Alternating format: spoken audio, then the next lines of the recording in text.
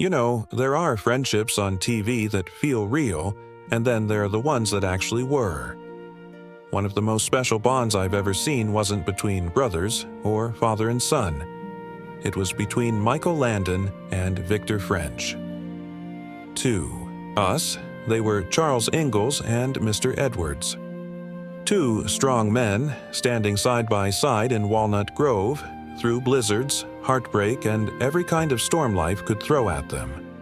But off-screen, their friendship was even deeper than what we saw.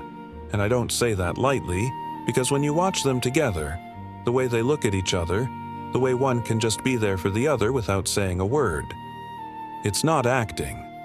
It's something rarer. It's real. Let me tell you about them. Victor French wasn't young when he joined Little House on the Prairie. He was in his 40s, tall, deep-voiced with kind eyes and a presence that didn't need to shout to be felt. He first showed up in Season 2 as Isaiah Edwards, the blacksmith. At first, just a guest role, but Michael Landon saw something in him, not just talent, but character. So he brought him back, and again, until Mr. Edwards wasn't just a neighbor. He was family. But here's something most people don't know: they'd already met years before. Back on Bonanza, when Landon was Little Joe, Victor guest starred and even played Landon's father in one episode, which is funny because Victor was only 8 years older. But more than that, they connected as men, not as stars. Both had tough pasts. Both knew what it was like to work hard, to struggle, to keep going when no one believed in them. So when Landon created Little House, he didn't just think, Victor would be good in this. He thought, I want my friend by my side. And that's why Mr. Edwards felt different. He wasn't just another character. He was the one Charles trusted most. The one he didn't have to explain himself to. The one who could stand beside him in silence and still say everything. And that wasn't just writing. That was life. Watch any scene between them. Charles and Isaiah working on a fence, sitting on the porch, walking into town.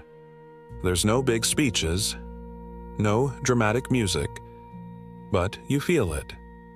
A quiet loyalty. Like they've got each other's backs, no matter what. And fans felt that. I've talked to people who said, I wanted a friend like Mr. Edwards, not because he was flashy, but because he was there. And so was Victor. For Michael, in a way few people were, because Michael Landon wasn't easy. He was passionate, driven, a perfectionist, and yes, he could be tough on set. But Victor, he didn't flatter him. He didn't say yes just to get along. He'd look him in the eye and say, Mike, that's not right. And do you know what's beautiful? Michael respected him for it. Melissa Gilbert once told me. Well, not me, personally, but in an interview, she said, if anyone could calm Michael down, it was Victor. He didn't fear him. He loved him. And that says it all. In Hollywood, everyone wants to be around the star. But Victor wasn't impressed by the fame. He cared about the man, and that's rare. So when Michael left Little House and created Highway to Heaven, he didn't just cast Victor. He made him his equal. Jonathan Smith and Mark Gordon weren't boss and sidekick. They were partners. Best friends. Brothers. And that show? It wasn't just a new series. It was a love letter to their friendship. You can see it in the way they walk together, the way they laugh, the way Mark looks at Jonathan when he's about to do something brave. Not with envy, but pride. Like, I know you, I believe in you. And again, that wasn't acting, that was life. But then came the hard part. In 1985, Victor was diagnosed with lung cancer, and it moved fast. Michael was heartbroken. He visited him all the time, talked to him, sat with him, and when Victor had to leave Highway to Heaven, Michael didn't write him out with a dramatic exit. He gave him peace. In the Season 2 finale, Mark Gordon dies, quietly, in a hospital bed. Surrounded by love, and Jonathan says, "You were the best friend I ever had." Those weren't just lines. They were a goodbye, a real one. And when Victor passed away on September 10th, 1989, at just 54 years old, Michael didn't hide his grief. At the funeral, he cried, and later he said, "I lost more than a friend. I lost a brother." And I believe that, because Victor was one of the few people who saw the real Michael.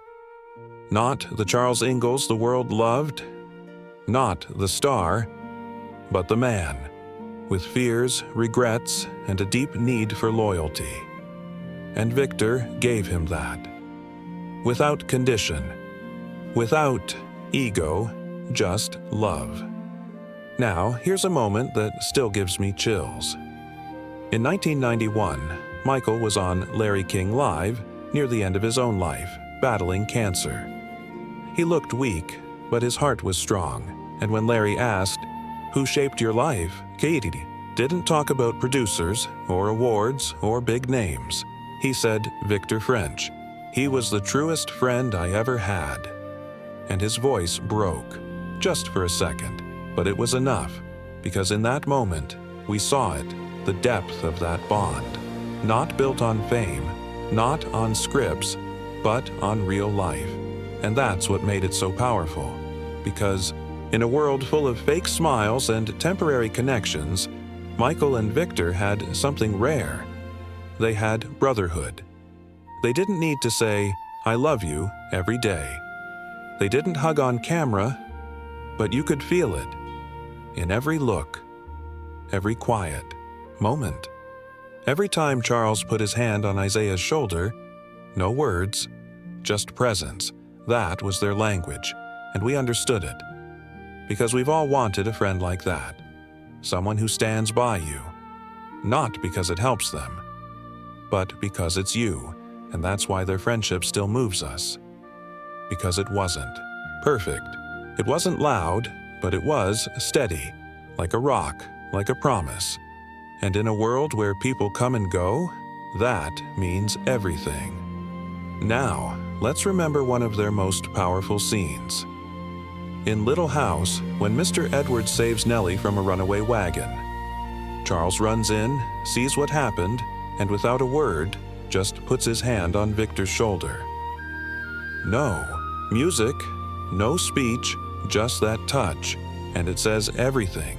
It's not about the hero moment, it's about two men saying, "I see you, I'm here." And in Highway to Heaven, when everyone doubts Jonathan, Mark stands by him and says, "I don't care what they say, I know you." Again, not just acting.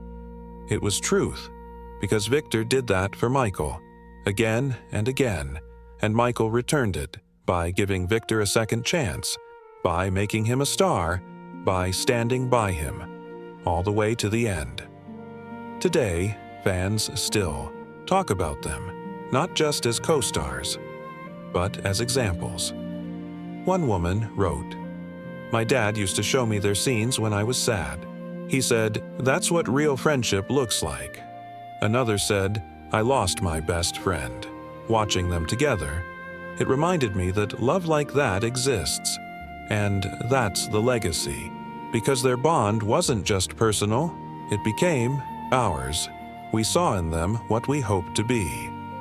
Loyal, true, present, and willing to stand by someone, not for applause, but because it's right." So the next time you see Charles and Mr. Edwards walking side by side across the prairie, or Jonathan and Mark driving down the highway in that old police car, don't just see actors. See two men who lived a friendship most of us only dream of. One built on respect, on honesty, on showing up, no matter what. Michael Landon and Victor French. Not just stars, not just colleagues, but brothers. In life, in work, in memory, and in the hearts of everyone who believes that the greatest gift in life is a true friend. And they had it, and they shared it, and were better for having seen it.